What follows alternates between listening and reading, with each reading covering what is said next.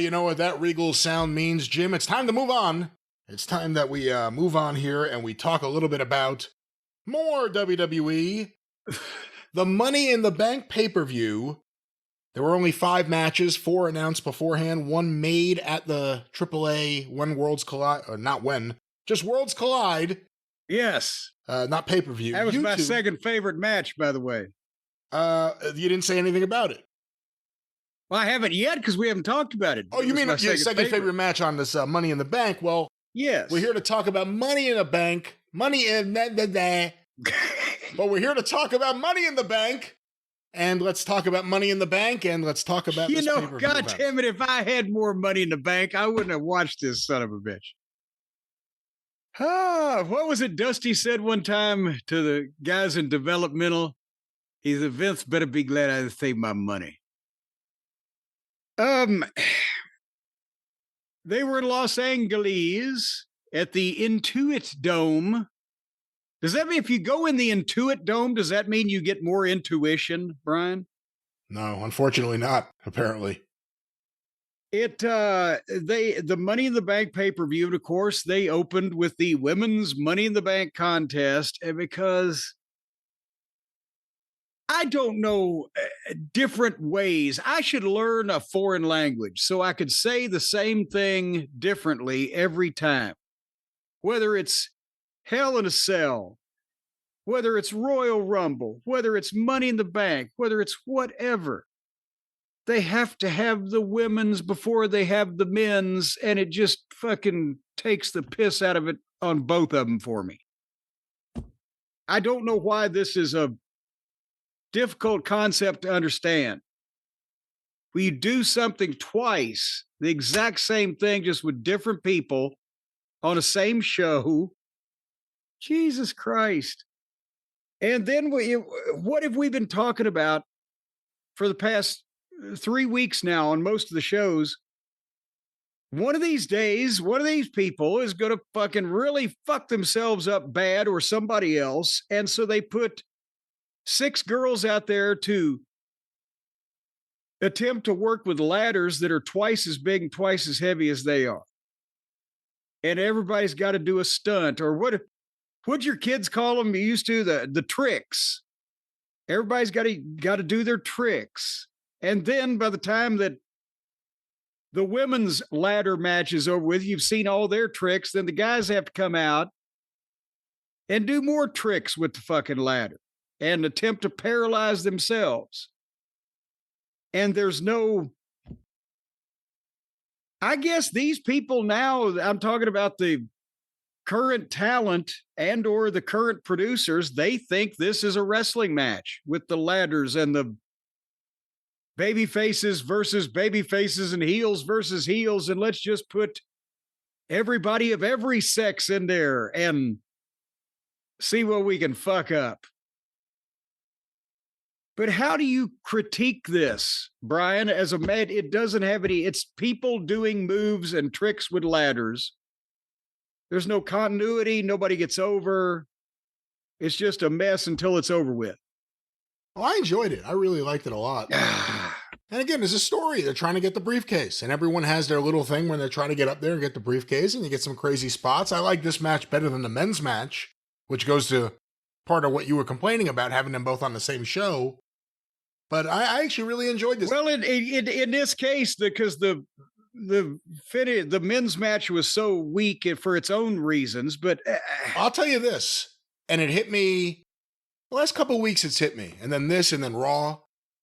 For the first time, maybe ever, I'm enjoying and more into the women's stuff than the men's stuff in WWE. And I really like this match, and they had some good workers in there for the women's division. Rhea Ripley's in there, right? Well, I'm saying hey, I didn't like the men's either. 6 people with the fucking ladders and the fucking multiple ladders and the goddamn blah, blah, blah. What do you think of Naomi being the person who won? Well, as you will recall, I said, and here's the thing, you could tell as soon as the entrance started, or the entrances, I should say, started, they liked everybody, but when Rhea came out, she brought the house down. The whole mood changed. She's a star on the level of the top guys, not just the top girls. But as we mentioned, in a perfect world, she'd win, but I said they're doing the thing with Naomi right now. I mean, let's face it. I don't think Julia wasn't going to win. Stephanie Vacker, even if she's good, she wasn't going to win. Roxanne Perez wasn't going to win. And Alexa Bliss would have been a long shot. So it came down to, and I don't think Rhea needs it at this point. She's fucking over, and as long as they don't do anything really stupid, she's going to be over. But the best thing I can say about this was I was afraid it was going to go 45 minutes, and it only went 25, bell to bell. That is, but they were 18 minutes into the show, but with the entrances and everything before the match started. But I just can't. I just can't. Have you seen any of the complaints online? Because I just started seeing this really a little more than, we've seen it every now and then, but more than usual, like frequently lately.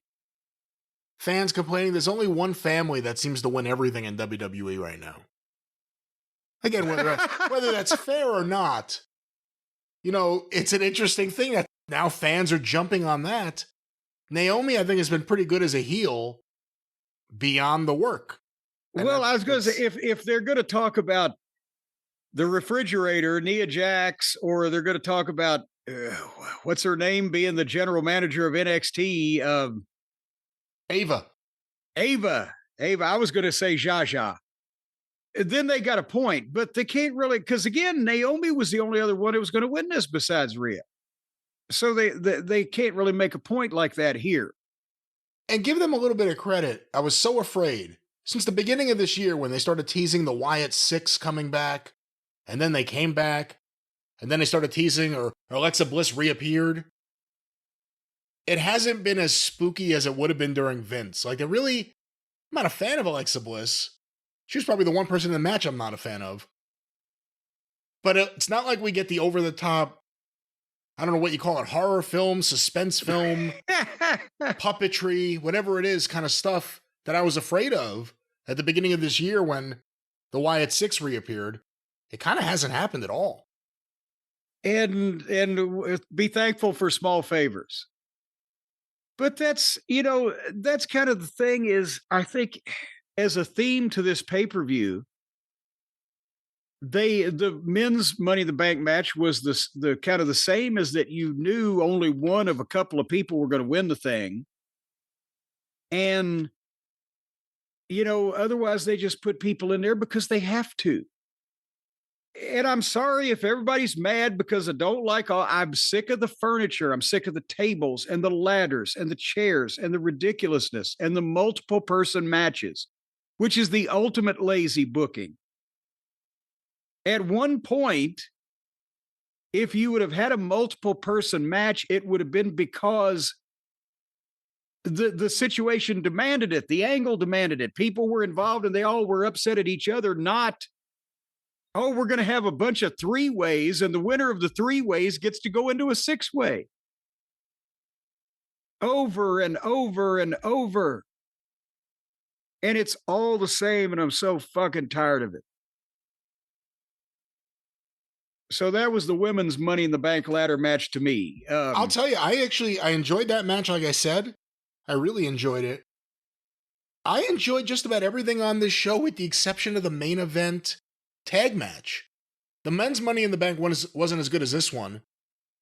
And it wasn't a surprise who won.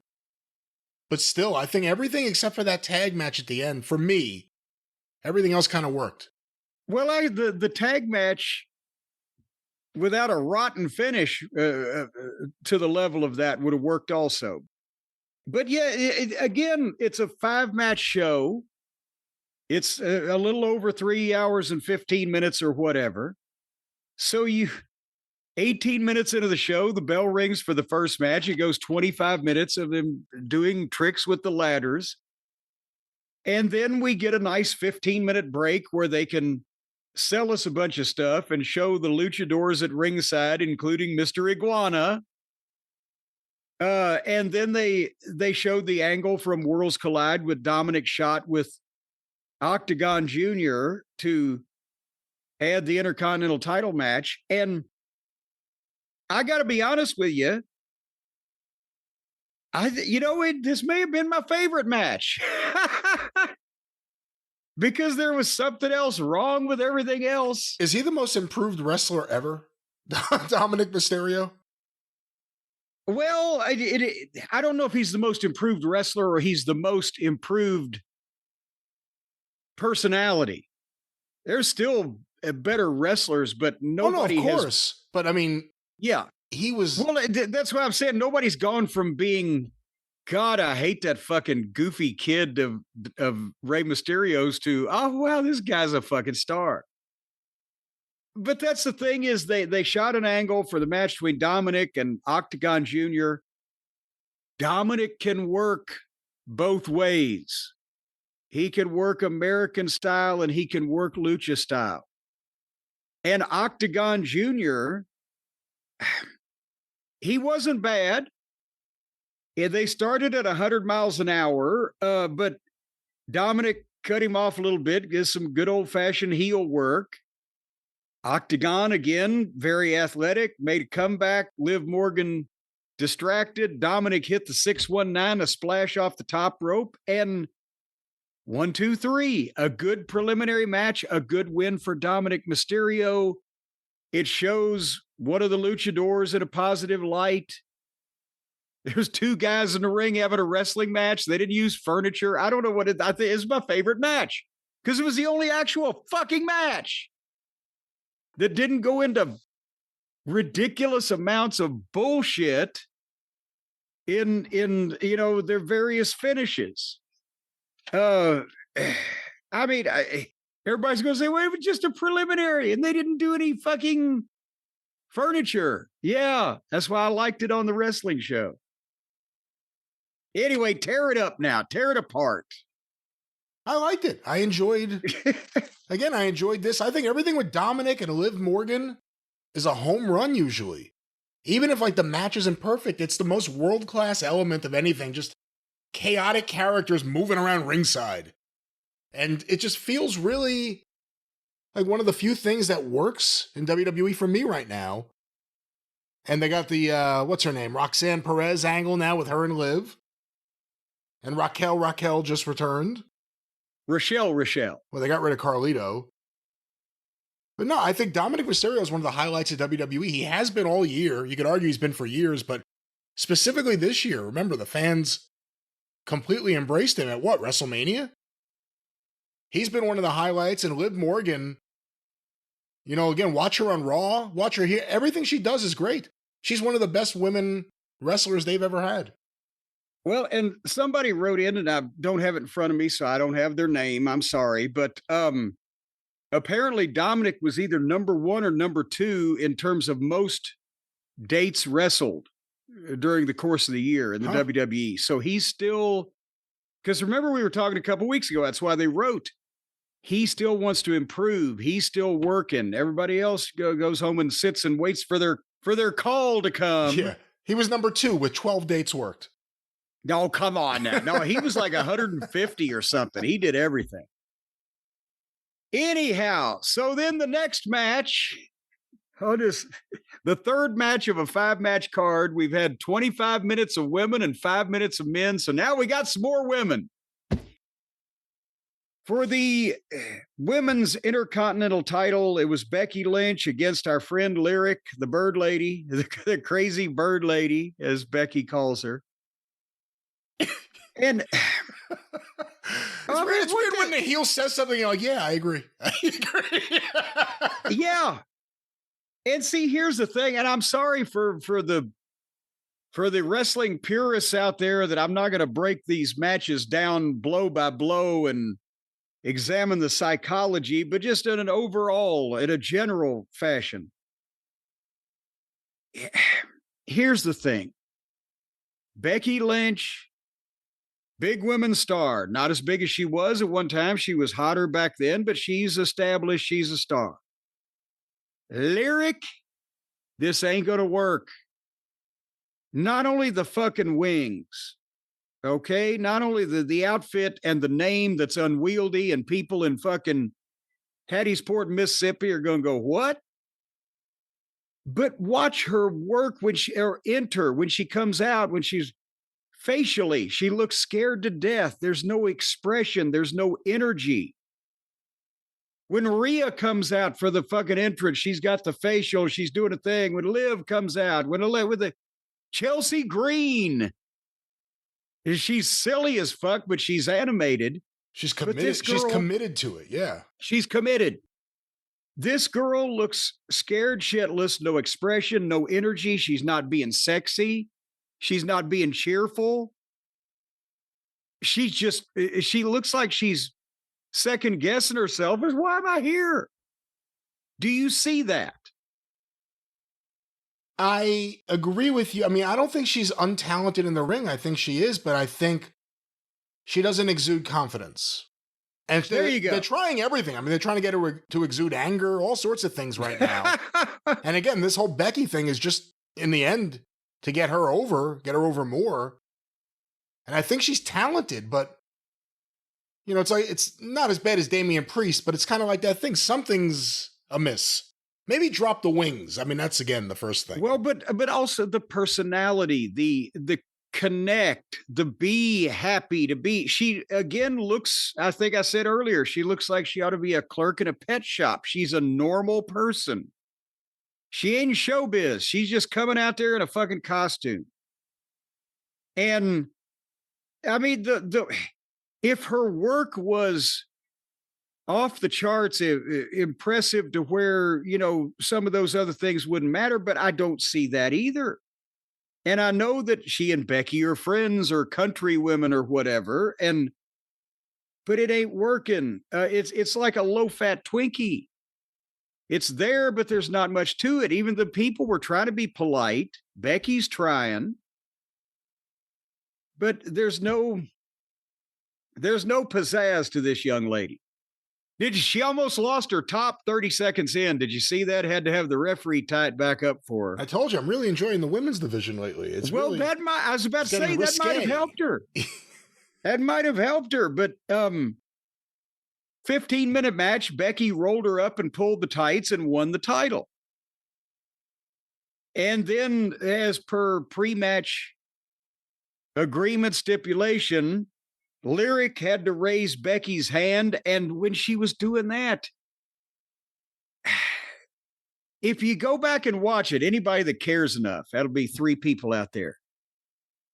She's supposed to be trying to milk it and sell it like, I don't want to have to raise your hand, oh God, and kind of holding her nose and being forced to do it. Yes, I agreed, or whatever. She was making all kinds of weird faces, but I'm not sure they were faces that fit that fucking, but she was just making weird faces and standing around and had her head down. I don't think she's comfortable on television. I don't think she knows what to do. I mean, go back and look at those faces. It's just odd. It's just odd. And then she put the belt on Becky and then German suplexed her. So this is not over. The bad feelings have not been settled yet. Do you believe Becky on the mic? I mean, Becky's talented and Becky could spit stuff out, but does it always come across like she's performing, or do you believe her?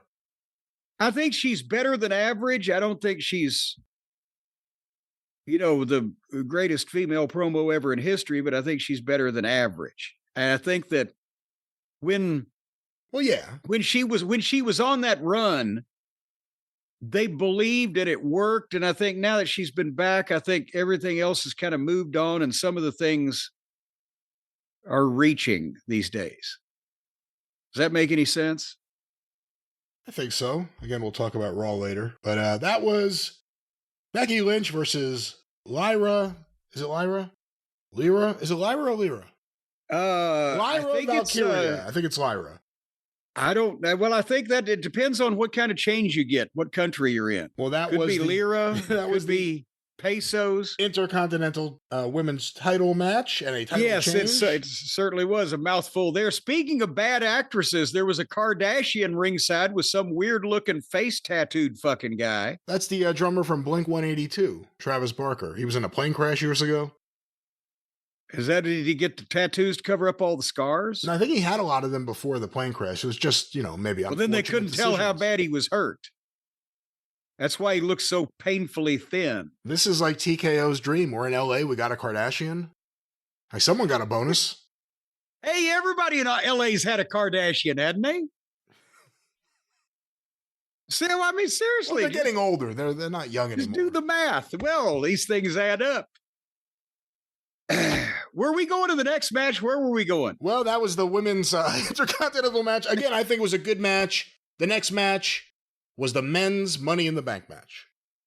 Yeah, boy. And here we went completely. Actually, no, the finish here was worse than the tag match finish. I'm sorry. I misremembered because this just went completely off the rail. So now an hour ago, we had 6 girls with ladders trying to climb it. Now we get 6 guys with ladders trying to climb them. Seth Rollins, Penthouse, and by the way, Penthouse he was Penta when I was giving him a chance in the WWE. Now that he's tried to assassinate Chad Gable, he's back to Penthouse. And of course, Gable Americano, Andrade, Solo, and LA Knight. And I was like, fucking hell. The star power in this match, it's not a pay-per-view this is a TV match. But they don't have to do anything else. They don't have to haul their big boys out there and beat them. Because they were sold out, standing room only, turn them away, people giving sperm samples to come in the fucking door. They're collecting goddamn everything from people. Did you know that, Brian? Well, did you see there was a bunch of people sending around photos saying, oh, look, these empty seats. Look at how many empty seats there are for this. And then other people were saying, no, the Intuit Dome has like really well-financed lit seats. So I'm like, I don't know what the hell's going on. I know what you're announcing. Do you know what it was? And I thought the same thing, but if you go back and look, they had the arena lit with all their standard lighting treatment, but they also had like a light on the back or somewhere on every seat in the goddamn building. Right. And because you had that, it was like a blue, as I remember, where you had that shining at you, you couldn't see the people sitting in them. When they would turn, because at the first of the show, I thought, well, my God, is there a traffic jam? There's nobody in the fucking seats up there. And then when they would change the lighting, you'd see people were sitting there. I don't know. The stage covered some area. I'm not saying the entire building was sold out, but where you could see those lights on the seats on the camera, it made it look like that there weren't people there. It made the people disappear. That was a rare miscue for them.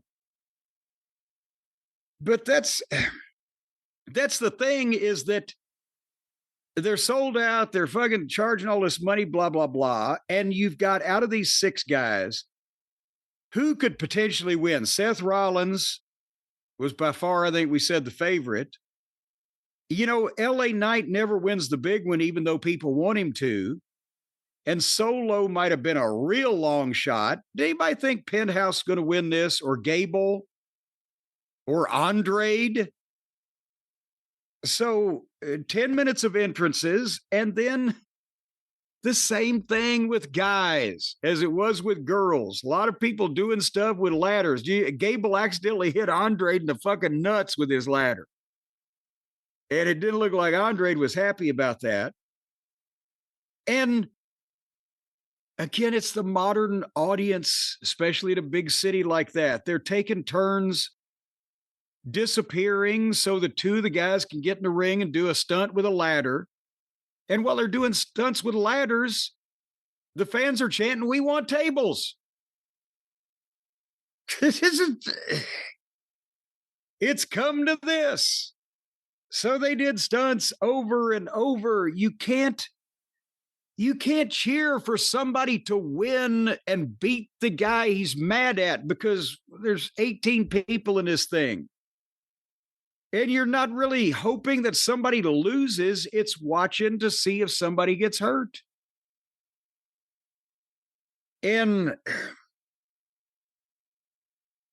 going into the fucking finish of the thing, poor LA Knight tried to do the boomerang on Gable so that Gable could boomerang up and climb up the ladder to climb up and jump over to another ladder to jump over. But there wasn't enough room. He couldn't extend his legs. He'd have enough room to fall back. So Gable just crawled up it anyway and rode the second ladder to the third ladder and climbed up and headbutted Penthouse with the steel plate in his mask. And then LA Knight gave Gable a belly to back off the ladder, which that was a goddamn hell of a bump. And then again, Seth was trying to climb, but more interfered, and they were all fighting on the ladders. And suddenly both of the Brawns came out, Braun Breaker and Bronson Reed. And remember now, Brian, it's no disqualification. Very important to remember that. So they speared Gable and they beat up LA Knight and they beat up Andrade in front of the referees because it's no disqualification. And then Braun speared LA Knight and Reed splashed Andrade. And Solo was out there begging off for him. And then they play music and here comes Jacob Fatu and JC Mateo. And now they've just given up on the fucking match. There are people making entrances to get in fights with other people, and none of them are even in this fucking match. Hey, I was more interested in seeing Jacob Fatu and JC Mateo fight Braun and Bronson than I was the match. Well, I know, but it didn't do the goddamn match any favor. That's what I'm saying. They just give up on the match these days now to just do this stuff, and it's no DQ, so that's all okay. And they had a 4-way in the ring with the 4 guys not in the match. And all the guys in the match were just laying around on the floor.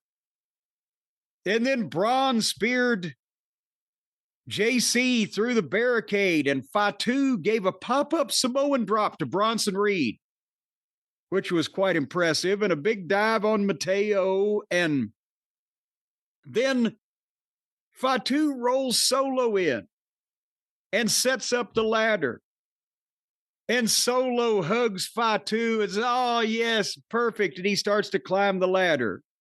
And Fatu's guarding the ladder so nobody can get Solo. And then Fatu grabs Solo's leg.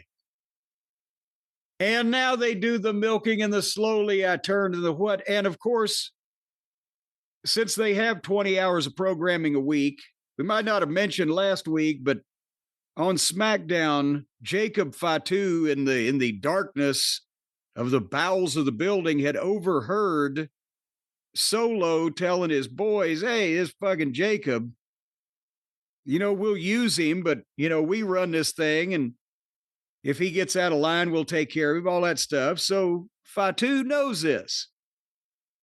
So Fatu, when he's grabbing a hold of Solo's leg, he looks up and he says, Solo, I hate you. And he pulls Solo down and super kicks him and moonsaults him. And then rock bottoms him through the fucking ladder.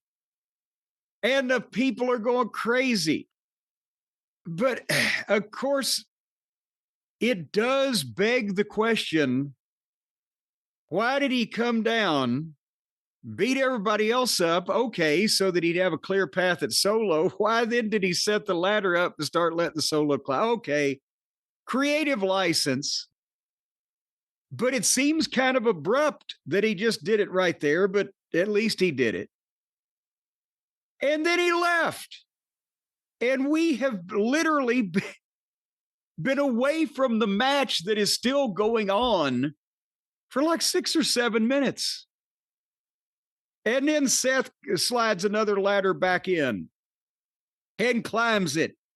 But LA Knight pulls him down and starts climbing. But Seth pulls him down and stomps him. And then Seth climbs up and gets the briefcase, and the people cheered. The people cheered. The heel, the man who wants to, do a power grab and along with Heyman run the company, but they cheer when he got the case. Was it just they were relieved it was over, Brian? Yeah, it was an interesting reaction, wasn't it? I don't know about that because I think they were. They don't care anymore. They just like everything. There's no heat. There's no heels. They're just going to cheer all these people doing this stuff and then go home. I think the fans were happy. They enjoyed the match, but they were happy that someone won, that it was a star. The only other one that I think would have made people happy was LA Knight. Yes. More and more fans are complaining about his booking. Have you noticed that?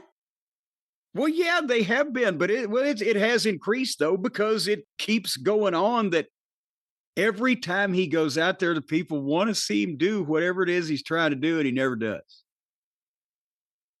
And maybe now that their first fucking, mission has been accomplished, maybe they'll get on the LA Knight bandwagon now. What do you think of Rollins having the case? I think it's perfect with what we've seen on Raw that we'll get to shortly. And with, again, more directions they can go. But I thought it was pretty much the only thing they could do to begin with, except, like I said, if, there was a dark horse candidate, it might have been, well, really, now that I look, you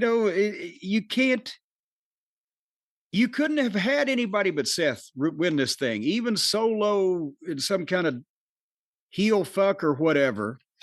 And at least this saved Solo, that Jacob was responsible, but that was about the only thing they could have done. What do you think of Solo? He went from being like a fearsome mute bodyguard to a hapless comedy figure. Well, again, I hate to keep saying this, but I said that when Solo first showed up. You know who ought to be doing this? Jacob Fatu. Solo didn't fit the picture of the street fighter crazy guy that, was going to be the enforcer, but Jacob did. Now, as Solo, I think with the other flunky Bloodline people, Solo can be the boss, but he can't be the... Where's Tama Tonga? Well, more importantly, where's Tongaloa? See, now that's the question we got to be asking. But I think with JC Mateo and if Tama Tonga shows back up and if Tongaloa hadn't been deported or whatever, that could be a group and Solo can be the befuddled guy running that, but I don't see him dangerous anymore on a singles basis. Well, the danger was still in the air because we had another match. And, oh, boy. And I have to say, before we start this match, obviously there's been a lot of critiques everywhere, not just us, about the Cena title run feeling off, the booking feeling off. Watching this match, I have to say, he's not good in the ring. He's not good. He's one of the biggest stars ever. He connects with people. But his actual work is, I don't even know if sloppy is the right word. It's almost like nothing. Very careful. Nothing touches anything. Yeah. I don't know, but let's get your critique of this one. He's being very careful and very safe. And not only he doesn't want to hurt anybody else, but I think even more importantly at this point, he don't want to get hurt. And John Cena, psychology-wise, he knows everything to do. And he's doing those things.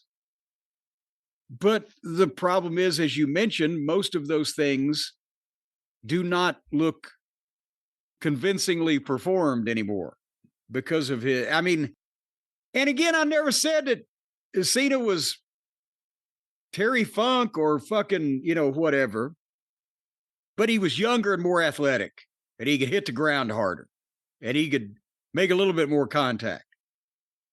And again, I know that he said he wasn't tanning because of skin cancer awareness, but there's the fake shit.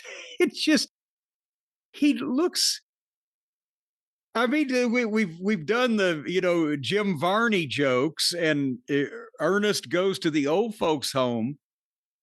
He looks odd, is what I'm trying to say, between being pale and being older, and just the youthful gimmick dress that doesn't fit him anymore, the whole 9 yards. But he knows what to do, but everybody's being easy with him, and he's being easy with himself physically. And I guess you can't blame him. I'm worth the money I'm worth right now, and I wouldn't take a bump on purpose. But the entrances and introductions of this thing were 15 minutes. So again, we talked about the AEW shows go on for 4.5, close to 5 hours of just match. They never stop. Whereas the fifth match was going in the ring. It was 2 hours and 40 minutes into the show. And then almost 20 minutes by the time we got the entrances and the introductions done. And I mean, I like Logan Paul with the drone that's like a fucking trained bird.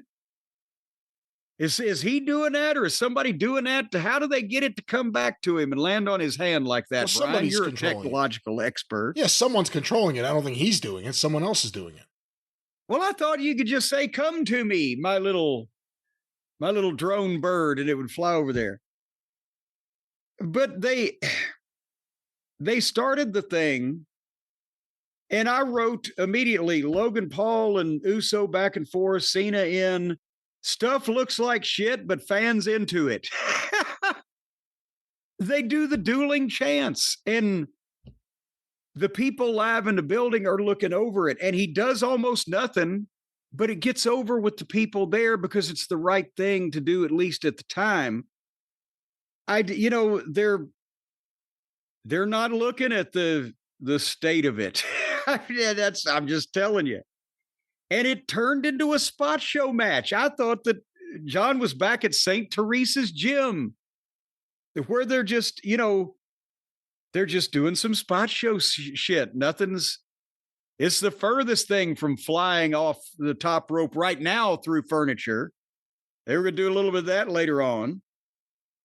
But then Cena and Logan Paul started tagging themselves in with the back slap and getting pissed. Hey, I didn't want to get out. What are you doing? And Cena's like, I'm trying to teach you. And they're shoving each other. And that gives Jay a chance to tag Cody. So he makes a big comeback. And then they stop him and get more heat on him now. Oh, fuck.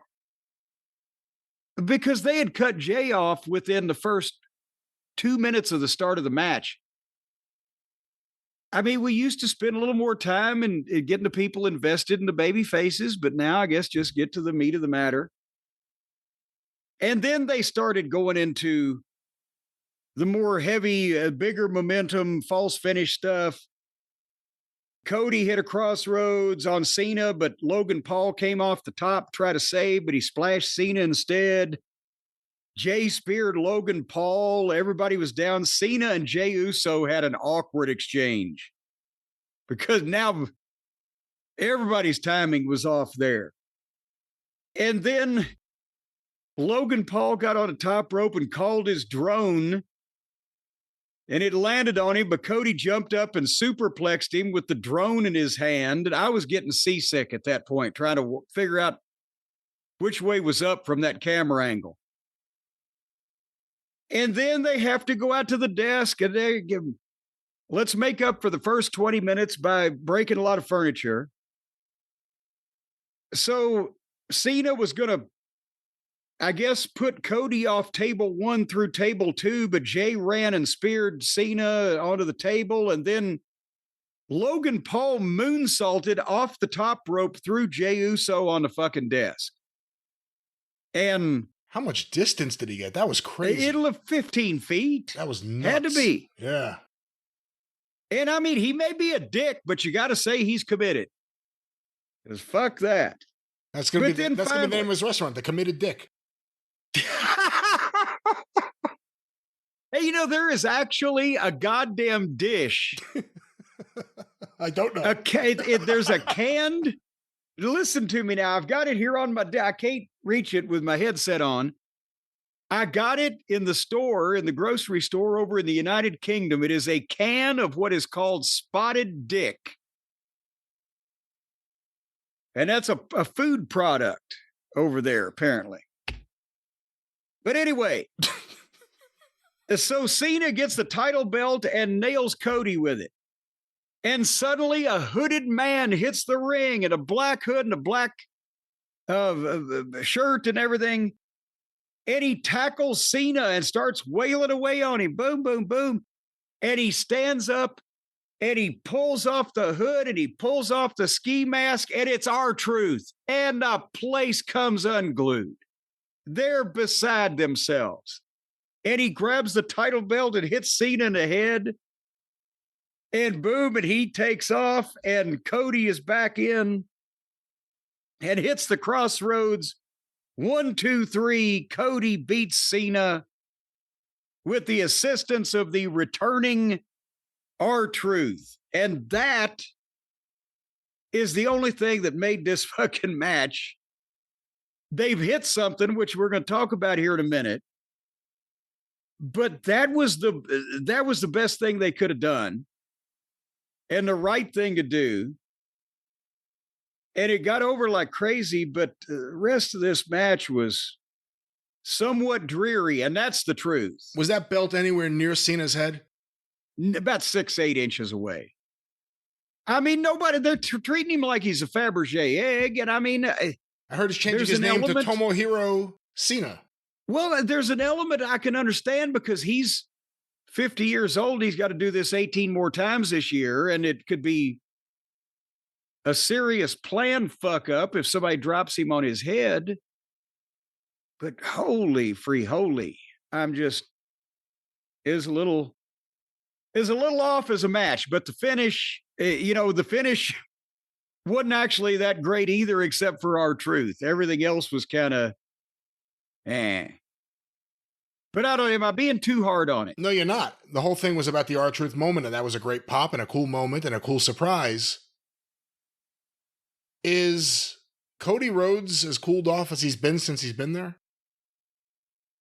Well, this was the thing they had to do to have Cody beat Cena here.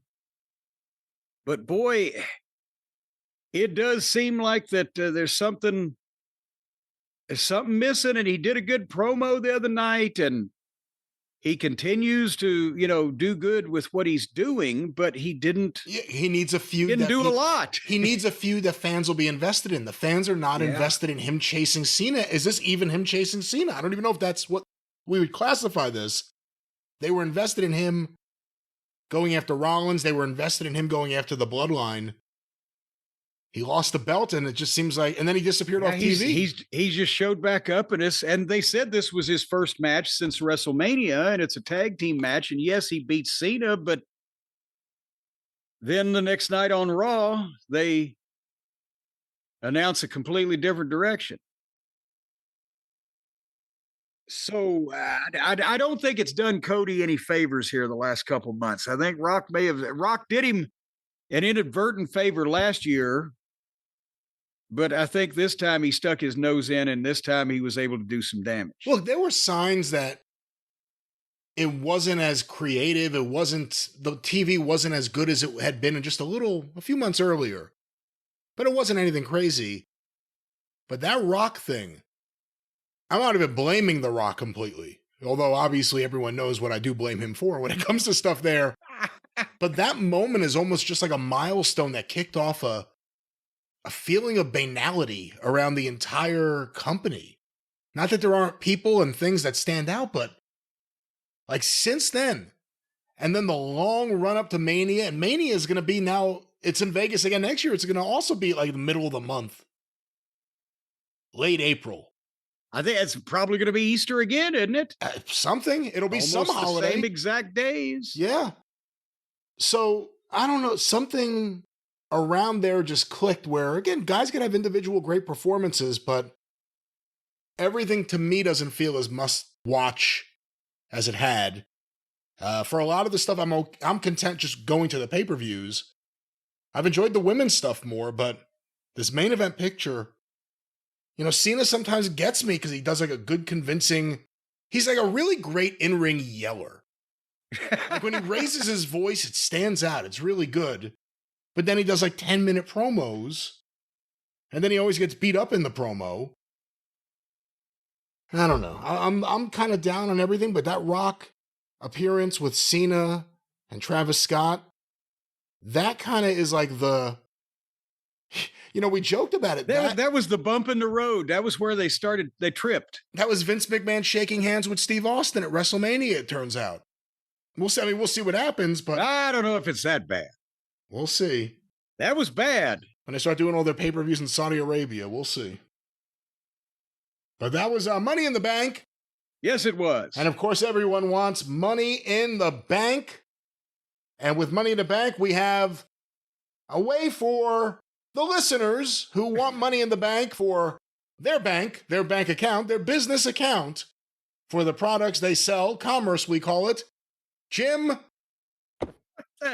we're going to talk about Shopify. Well, here's the thing. If you want money in your bank account, ladies and gentlemen, all you got to do is figure out a way to take it from somebody else's bank account and put it in yours.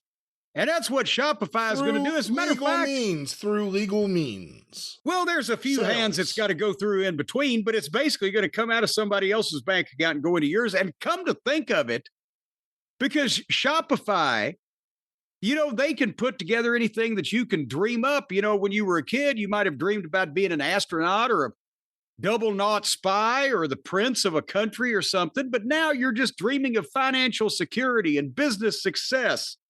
And you need somebody to help you do that. So instead of owning your own spaceship, you can own your own business. And you're going to need the website. You're going to need the payment system. You're going to need the logo, the graphic design, the way to advertise to the customers. All that comes from Shopify.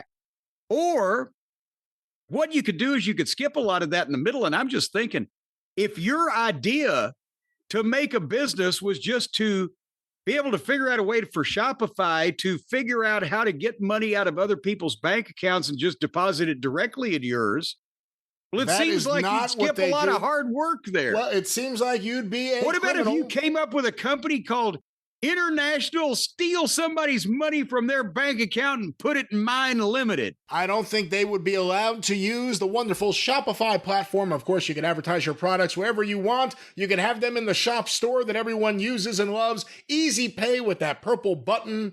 Oh, that Shopify. Purple button. Boy, you just take your middle finger and you tickle that purple button and you just watch. Hit that button with one finger, boop, and then you get your digits. sale. Let's get to something. You just stick your finger on that purple button, boy, and that's where things start blowing up around you. Your business is going to be bigger than ever. You're going to make all the money. If you can't design a website, Shopify is going to do it for you. If you need help with everyday tasks like enhancing product images or writing product descriptions, generating discount codes, Shopify is going to help you. If you need help finding customers with email and social media campaigns, Shopify is going to help you. If you need help distracting the bank guard while you go in and get behind the counter and take some money out of the other people's bank accounts, Shopify is going to help you. And what if you get arrested? You're on your own. Folks, right now, you can turn your dreams into either reality or a jail sentence by giving yourself the best shot at success with Shopify. All you got to do is go to shopify.com/JCE and you're going to get a $1 a month trial period. You can start, well, you can't start selling today unless you go to Shopify right now, start putting this stuff together. There's no time like the present. But as soon as you do that, for only $1 a month, Shopify.com/JCE can show you the way to make money. And the best way you're going to make money is by taking it from other people. Other people's money is better than your money because you can get it from them and then put it in your bank account. Right, Brian? Again, we're talking honest, genuine sales. Let's just focus on that. Commerce. Sell your products. Commerce. Sell your products to the biggest audience you can. Shopify, the shop app. Shopify is there for you. Let's hear that sound. Well, there it is. That's the sound that all capitalist pigs like to hear right before they lead their customers to the slaughter and take all of their money. Again, back at you. You don't have to be a capitalist pig, although capitalism is wonderful. Shopify, one more time, Jim. What's that promo code? JCE. And what's that website? Oh, well, you just asked for the promo code. If you want the website, it's shopify.com/JCE.